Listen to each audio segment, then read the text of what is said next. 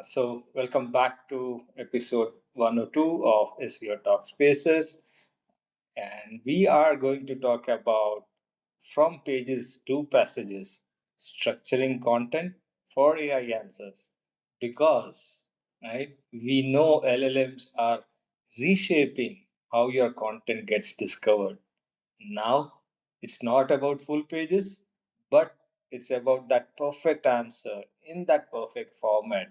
And that's what we try to uncover today, that how you can structure smarter, write sharper, and try to get your content AI ready. So let's get started again, as usual, with the basics. Uh, my question to start the entire conversation is, why do we think that structuring content is more important than ever in this new age of AI, if I can say? Yeah. So, how does AI models work? It trains on a lot of publicly available data, or if they have partnered with any particular institution, whether it's Reddit or any other media houses. So it crawls all that data and then trains its models, and based on that, it answers. So this is very fundamental. So now what happens is these models break content into smaller units, or we can call it passages or chunks, whatever we want to call it. I think the passages is more popular term.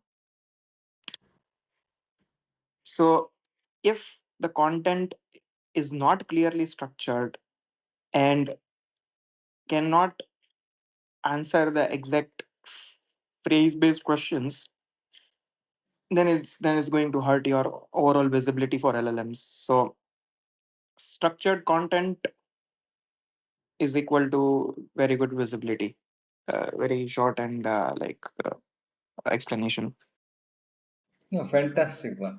Deepak, your thought? I completely agree with Parth here. I remember something.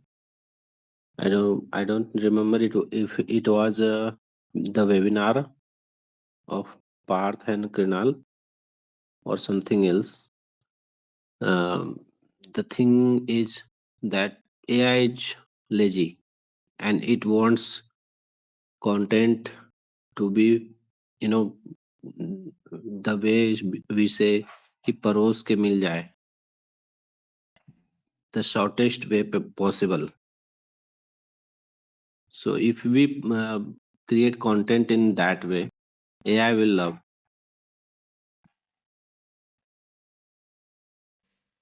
No, absolutely true. So my again question goes back to the popular style of writing, if I can say it. And I guess just 3 months or 6 months back, uh, say the industry was debating the entire long form content versus short form content. What happens to that debate now? Because are we still looking at long form content or short form content, or are we saying that right to the point snackable content? Oh, that's a really interesting question. And yeah, there are nuances to it. So overall, let's look at the orthodox search, like the search that existed pre LLMs, like until 2022. Um, so in that also the technical SEO things came up, the crawl budget and all of those things. So we now comparing it with the current scenario, we cannot publish multiple pages with short form content. That will again increase the crawl budget. And as our special guest on the webinar, Krinal Mehta, he shared that uh, crawling for LLMs is 10x costlier than it was for the lexical search compared to current semantic search. So, having said all of that, it doesn't make sense to publish short form content because the amount of resources required. by any search engine to crawl all of that content is going to be hefty. So wherever it suits, like long form content is still relevant, it still exists. And now I want to zoom out a little bit and so there are two types of things. A, you are directly chatting on Gemini or OpenAI, like ChatGPT interface, and where you are searching for something, it will give you very elongated answer. Probably can pull off the whole 3,000, words block into the chat. But now let's talk about AI overviews or the AI mode. Um, so there is very limited SERP real estate. There were 10 links earlier. Now there's the top. This thing is AI overviews answer, and that too it's hidden in show more this section.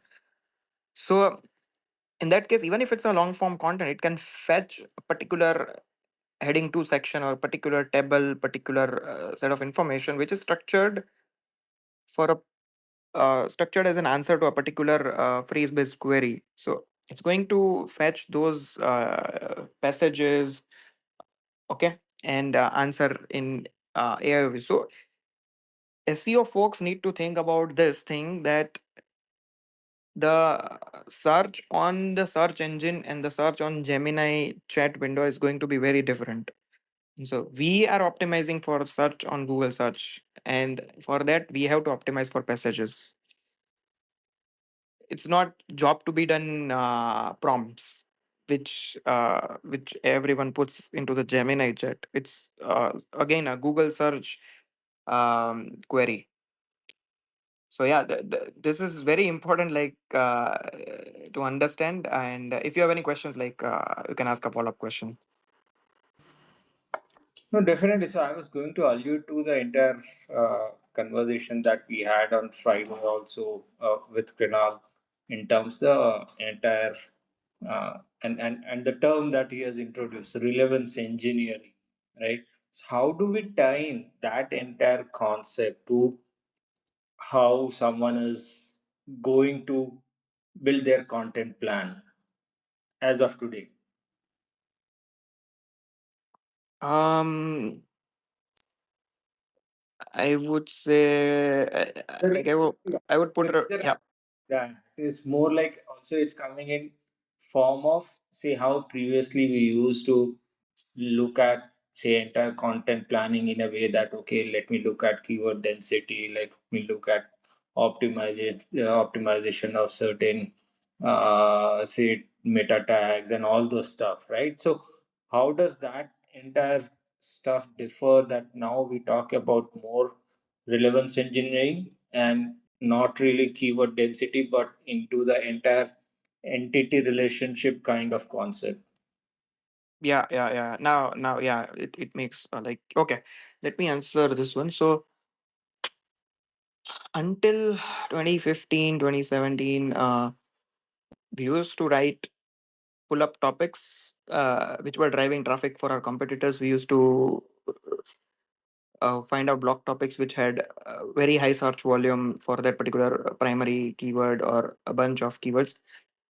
But eventually, when we were introduced and HubSpot started using the hub and spoke model, like fundamentally, it was a direct correlation with relevance, because the hub and spoke model, like you try to cover all the topics and have a topical authority for that particular topic. Now, even though probably we were not aware about semantic SEO concepts or what is cosine similarity, what are entities, and all of that. But if we still go back 6, 7, 8 years and we check whatever hub and spoke model content was published on HubSpot, it still followed the same principles. So it's something similar to EEAT. Many of us would have been following that, but now we have a proper framework, proper blueprint, SOP, whatever we call it. We have a proper recipe to follow. So now we have established terms like cosine similarity. Uh, we have topical scores, and we have cosine similarity, and all of that. Ahrefs has also started showing all of that. So yeah, things have been very clear now. So Fundamental is like you need to cover all the relevant topics and queries around a particular industry or niche, and then you will be the only player covering all the probably 700 subtopics around that particular. And if anyone is searching around that particular industry, your blog, your brand is ranking, and that's how like it will in a way help you brand your this thing also, a website also. So it's a two-way thing, and relevance engineering is like do very authentic, relevant content, no BS, no high search volume game, no keyword density, nothing. Yes, Karan. Hi, thank you guys. Thank you. Think it's really interesting the topic and what you guys are doing. So here's how I would approach. So first, to rank, you want to answer questions that people genuinely have to, make an article interesting for the user. So we got that out the way. Then why not leverage AI to help rank for AI? So once we have done the legwork, we got the research, because at the moment we can't 100% trust any one specific AI model. Give them the database, the files of best practice for whichever search engine you want to rank. So if you're trying to rank in a certain AI, if you're trying to rank on Google, give them that so that they can learn and study that data. Then you ask them to optimize your article with the keywords, but in addition, so that it ranks well on an AI system. That way, you kind of cover both sides. What are your thoughts on that? Yep. Thanks for sharing your uh, take on this particular thing, Karan. Really appreciate it, and yeah, I'm totally aligned. That makes sense. By the way, where are you based out of, Karan? Right now, I'm in Sweden. Oh, lovely. Good Thank to you. know. Thank you. Yeah. Okay. Cool. Hmm. All right. So coming to the next part, well, I guess we are talking about the entire content creation process or planning process. Now, if I go a little deeper into it, and what I really want to get into is the structural elements part of it, right? Because what you want is you want your content uh, to be understandable by machines, right? So how do you structurize now? Would you follow the same kind of pattern that we had followed earlier, that you have your H1 to H6, all tags and all the fancy stuff, or what changes now? How do you make it easier? Yeah. So we have been structuring our content on a high level. It's title, H1, H2s, and H3s. This has been our structure. And all of those sections have paragraphs and a lot other format of bullets and tables and whatnot. Now, the structure is not going to change. It's still H1, H2, H3s, and all of that. So the only thing we need to change is our approach, like how we approach our H2 and H3. Earlier, we just used to a lot of us used to just kind of force fit keywords into our heading tags. But now we would treat each of those heading tags into a mini title, which will be a question for a standalone answer, kind of a phrase. Okay. And it should be clear, intent aligned headings, which help AI and users navigate our content in a very useful way. What about paragraphs? So these paragraphs need to be easier for AIs to understand, like direct answers, no like stories and setting up the agenda and all of that, like no suspense, direct answers. And So factually correct data also matters. Okay, now answering this particular question about the structure, the overview, like the headings and paragraphs, it's not going to change. Um, I just got to know something interesting while I was going through Twitter. I will share that tweet in a bit. And this was also shared by Mike King from iPool Rank in one of his presentation at the recent conferences. Probably it was SEO week only. That there is a Google's parser system which checks the HTML code, and by the time the main content started on a particular page, there were 120 div tags just before that. So all of the folks here who know basic HTML, there are div tags. So it is also important to address this particular. This is not like very high impact thing, but we need to make sure that the HTML code is clean enough for AIs to scheme through all the div tags, identify those paragraphs, and very normal thing. But yeah, it's a hygiene thing from technical SEO standpoint in this AI world. Yeah, I'll share the tweet, pin the tweet just after a couple of minutes. Sure. Deepak, would you have a take on this?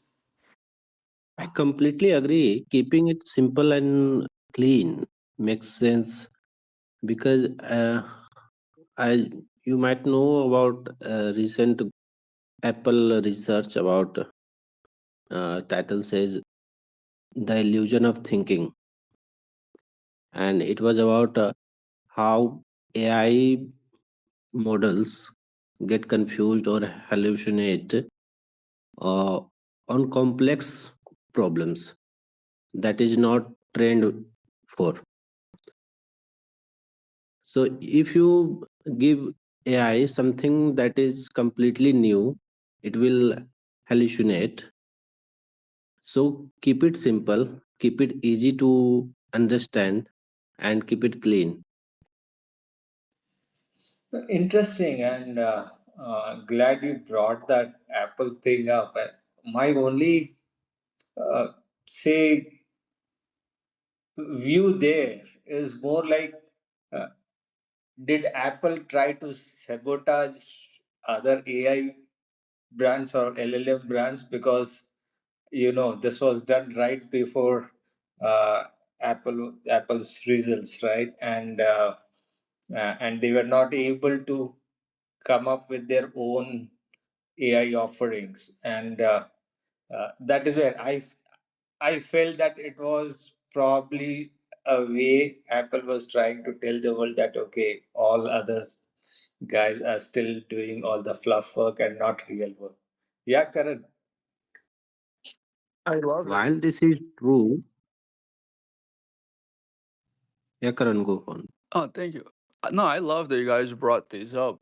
I'm dealing with AI coding on daily basis, and I also love the argument that you raise. Is Apple doing that to save face because they don't have any competitive model? And from my personal experience, which is subjective, right? I think it's both.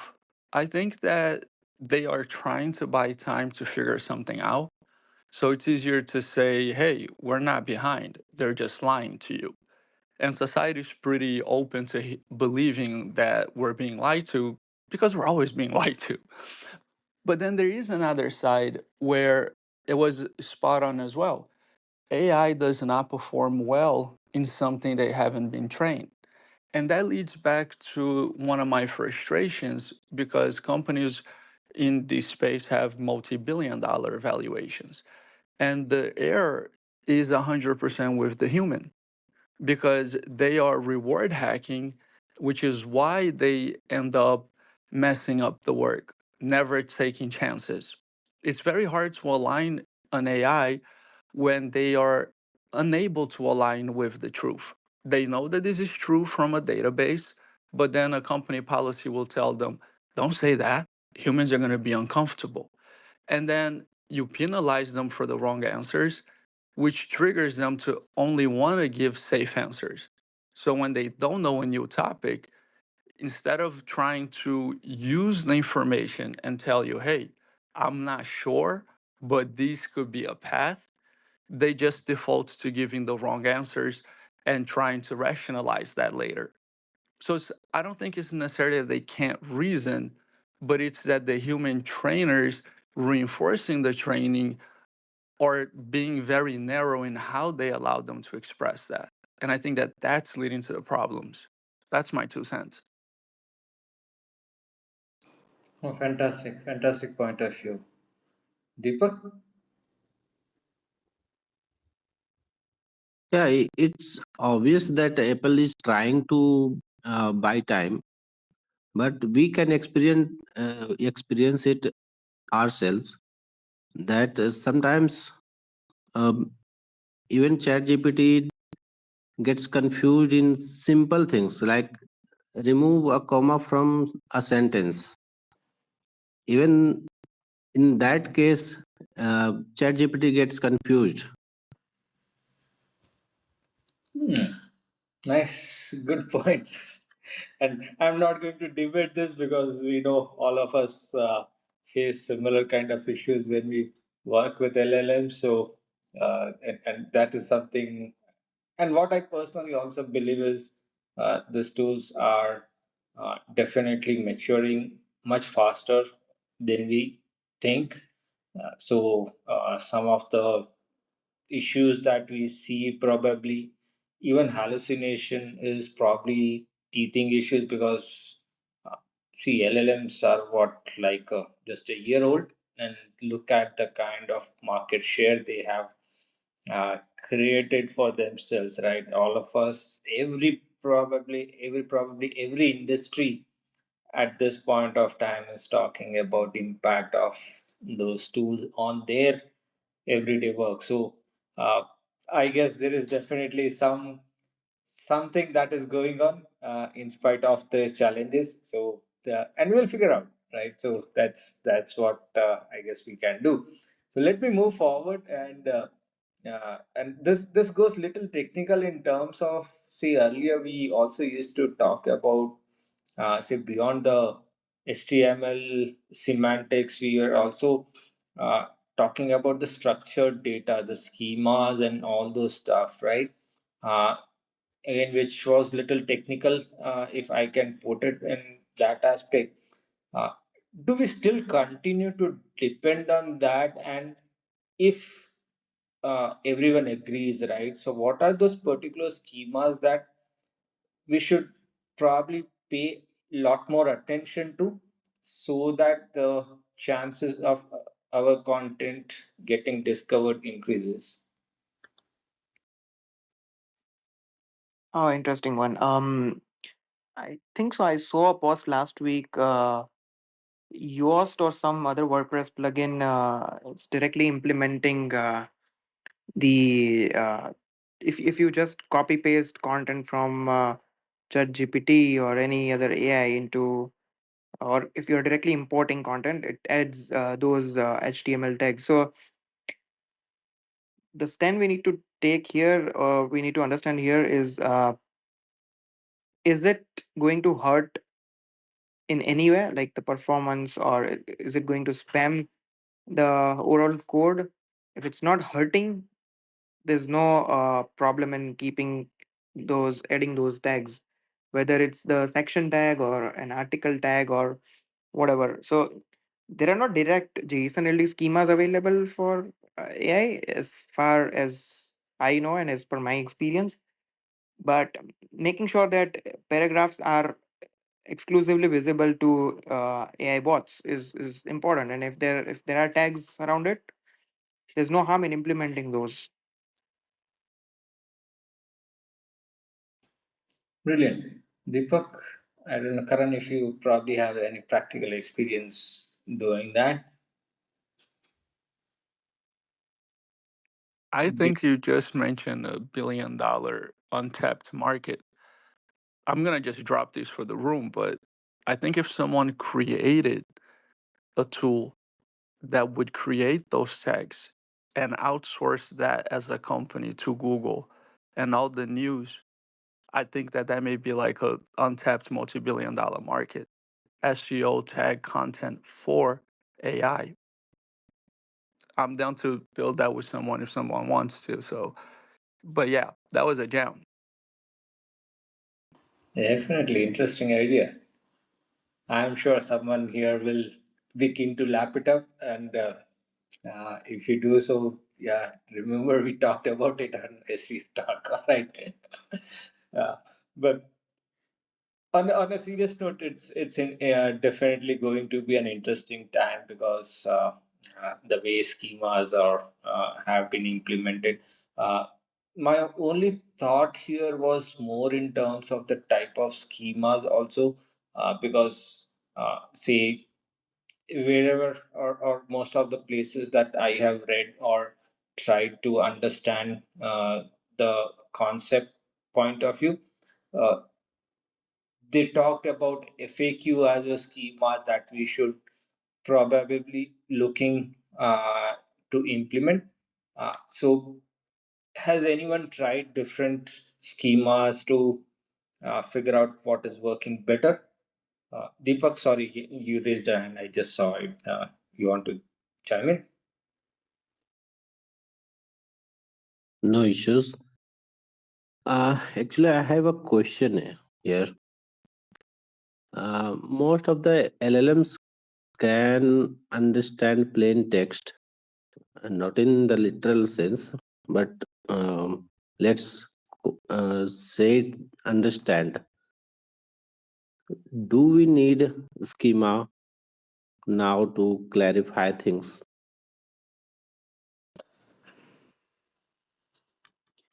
I would Yep. say yes. I would say yes because so at the end of the day, it's a machine reading content. So if you provide guardrails that hey, this is where you need to look at FAQs, this is where you need to look at this particular content. Why not? Like it's giving them a clear direction rather than reading the whole 12,000 lines of code. If you are just asking them, just go through these 700 lines, that's pretty much enough for you. Why not? Like, Agree. Okay. Answers your question.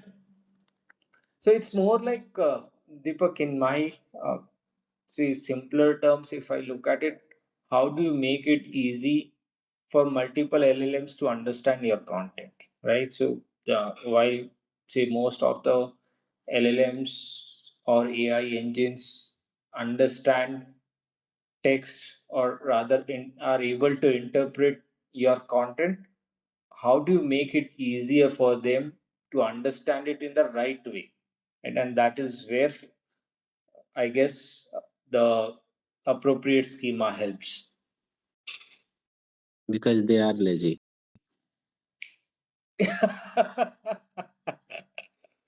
You can say that. You can say that.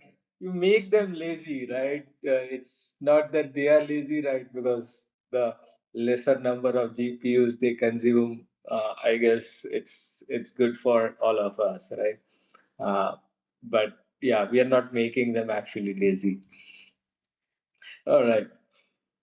Anyone else has a question or has a thought? Please come on the stage, share it. Right. I think I have invited few of you, but if I am not, just raise your hand and I will get you on the stage. This is your moment in the sun, so please come back, come out. Right. Uh, and then, like we have always said, there are no wrong answers. This is probably a conversation between friends, so keep it that way. We can agree to disagree on certain points also, right? And no, no challenges there. All right. So let me move to the next next part in terms of uh, we used to have say your feature snippets and all those stuff, and now we have AIO views. So what is the say entire concept of passage based ranking? Does it intersect with say some of the earlier ways say the search engines used to work.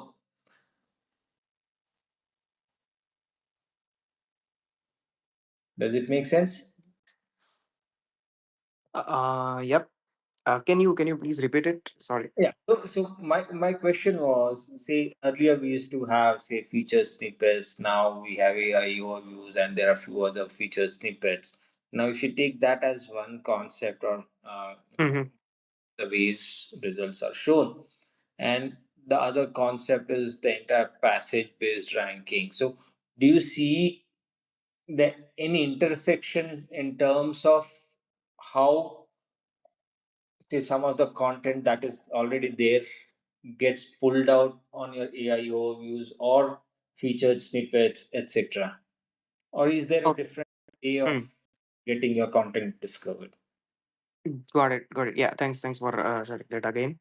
Um, I think so. There's a very common characteristic of a particular optimization method for whether it's featured snippets or AI overviews or passage based.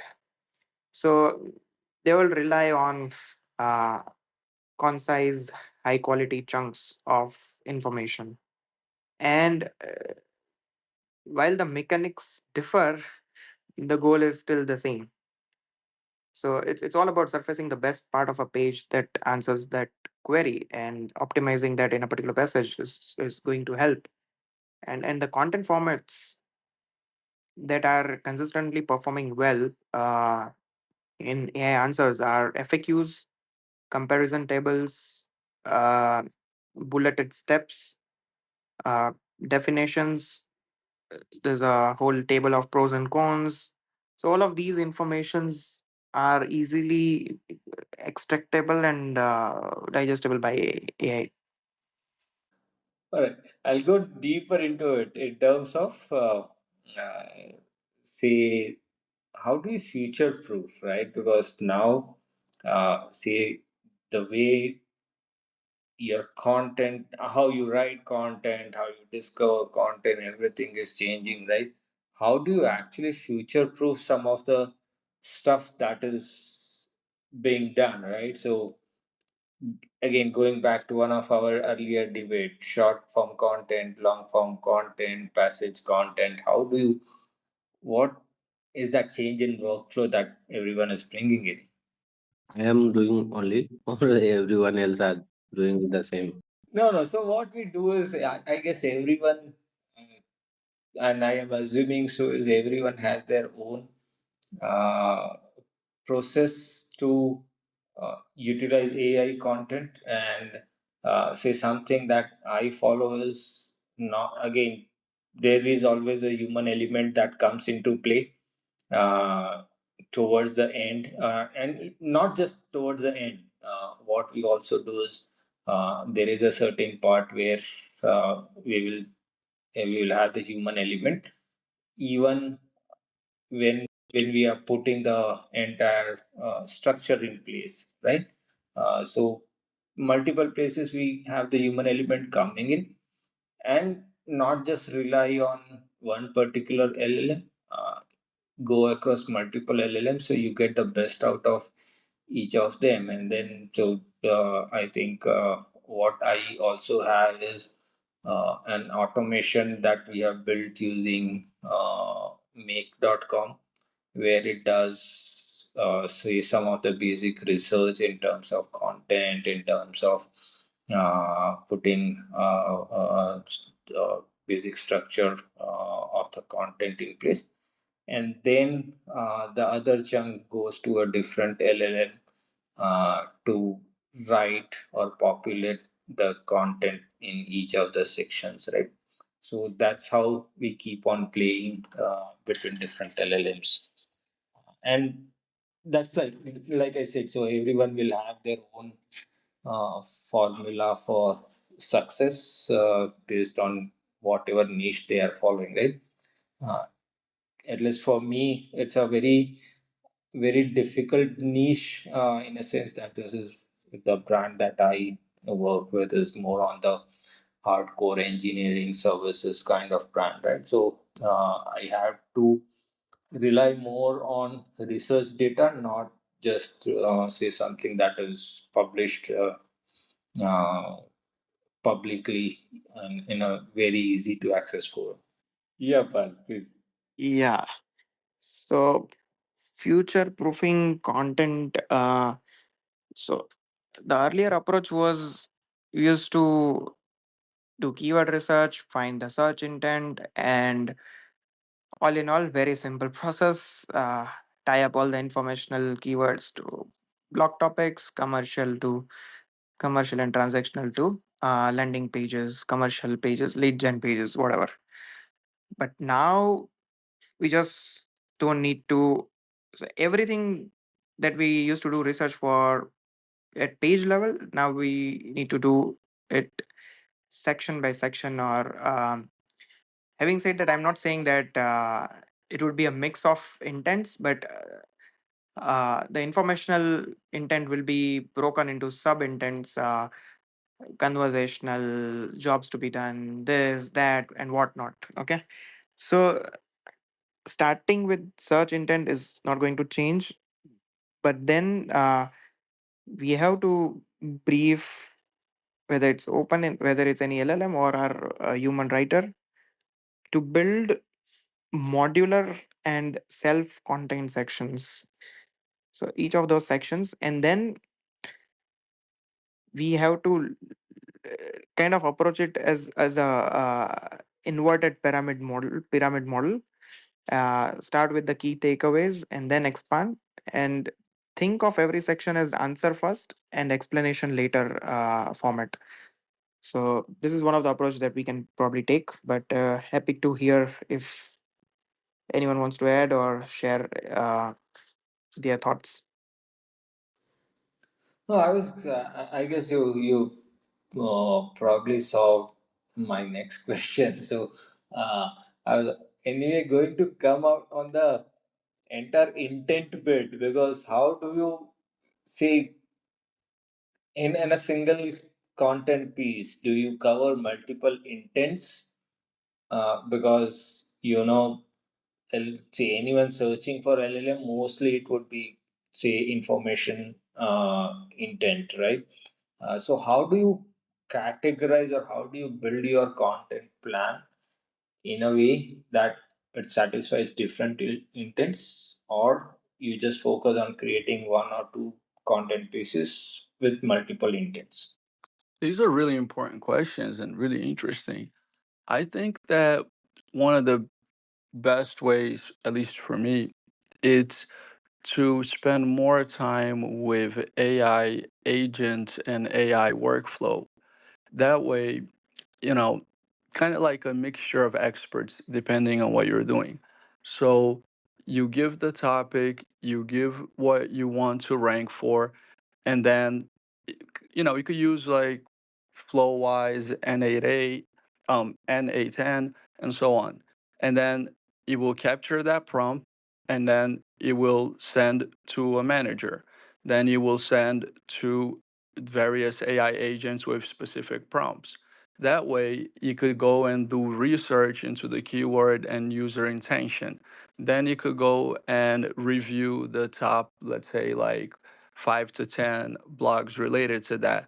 Then you can understand the context of that. So basically, like a spider web of steps, so that by the time it writes for you what you want, you kind of covered who you're writing for, right? Because if you want conversion rate after ranking, because a lot of people focus on SEO. They rank great, but the website sucks. Like the content is keyword stuffed or whatever the case, it just doesn't connect with the user. So there is a fine line that you don't want to sacrifice. You want the content to rank, but you also want people to take action based on that content. So at the same time, it's really hard to stay ahead nowadays with any one model, because every other day there is some breaking news about AI. So the best I think we could do is plug and play the best model at the time. And again, given the scope of the project, you're going to use different models. If it's a cheaper one, you may just go with like GPT-4. If it's very expensive, you may go with like Opus 4 or something like that. But again, the agents in your workflow, that is going to make a real big difference. And the prompting that you break down like each step of the way, and then maybe allowing them to do API calls as well, so that they can go and do deep research and so on. Maybe connect it to a model that can generate images and so on. And you can also host that yourself on the internet, so that you don't have to always pay, but you pay when you need it. So that's another option as well. Oh, that was brilliant. Yeah, I think so. Karan covered most of it, so I don't have any more things to add here. But yeah, I totally agree. No addition, but I have a follow-up question. Oh, Do you think, uh, looking at synthetic queries, or as Google says it, uh, fan out queries, do you think look at these queries will help us? Sorry, what does synthetic? Can you share more context to it? What does synthetic queries mean? When you um, uh, enter a query and go for a deep research on any model, it generates synthetic queries, multiple synthetic queries, to gain data from the web. Okay, and okay. I don't think so. We have control over those. Like as Krinal Mehta also mentioned on Saturday, sorry, on Friday during our SEO Talk live webinar. So behind every single prompt, there are multiple queries being fired. I don't think so. We have any control over that, or if we can learn at this point in time, maybe we'll get more insights as we move forward. They show the queries in the think model. Like if you click on Yeah, yeah, yeah. what are they are thinking, Correct. they show. Yeah, show thinking. Yeah, they show all the steps, what they are searching, from what sources are they trying to get those information. So we can learn about that only after prompting, but before hitting a prompt, I don't think so. We know that if there's a linear path to it, like, but obviously, if we do dozens and dozens, hundreds of probably prompts on a particular niche, we'll get to know that what are the websites, what are the common brands that it's citing information from. And that's how, if we reverse engineer what's the commonality, and then probably we can try to figure it out.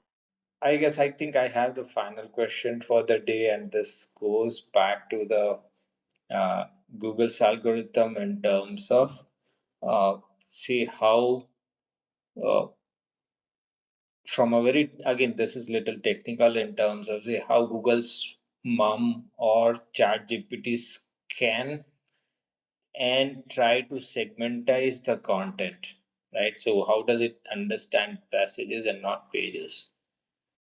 Because that, if we have that understanding, that will help us to put the content and align with how technically the engines are understanding your content. Yeah, so mom and bird and hummingbird, and I think so these were the starting point, and Google knew the future, but they never knew that it could arrive so early. And so they were advancing with all the machine learning, and based on that, like if you search for a particular query, and then it would understand, like if you search what is the age of uh, whatever Leonardo DiCaprio, and then what is, then you search the next query, what is the weight, and it would understand, like there were context instances we could see there back in 2019 20 as well. So I think so they had the capabilities, but with this new UI of chat chat enabled yeah, LLM trained model, they were not anticipating it to be available to everyone. as early as like 2022, 2023, and things they were still cooking up with core updates and this update and the HCU updates and all of that. So yeah, it's a matured version of those machine learning algorithms cooked into trained data. That's what I think. Okay, and now this kind of opens up for everyone because see, many of us are also not at the creation point.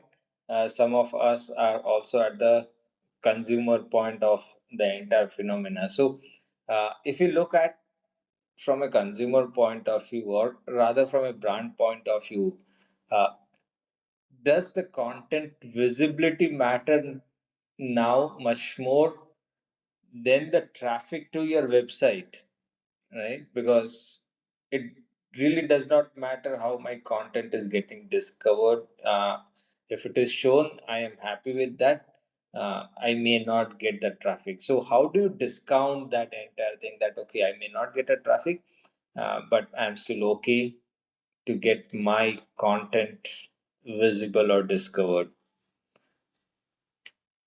Okay, so yeah, Karan, please go ahead. Is also a really important question. But by the way, my background is in marketing. I would say that it depends on your approach. So, having your content discovered can be good for branding. So, if you're not going to get click throughs, or even if the user intent for the search isn't necessarily what you want the action for them to take, it can be good for branding. So, you may acquire clients to whatever the business is through ads or social channels, various ways like paid media, let's say. But before usually people commit to something, they're going to want to do their homework on you. So if they search for certain keywords and then your content is there, that's good. Maybe you're doing outreach, whether it's hot leads or cold outreach. Again, if your content is showing up, that's really good as well because you may be a cold lead, but there is a good chance that they may have already run into you, investors, and so on and so forth. So it depends on the game that you're playing. A lot of times I tell my clients that social media is extremely important, but do not rely on social media to be your bread and butter, like a meme page keeps telling you that that's how they make money. Go run ads to make money. SEO should be a long term strategy, but it's important and you should be seen. If you're not seen, you're going to be forgotten, etc. So it helps establish that leadership role and to have that voice.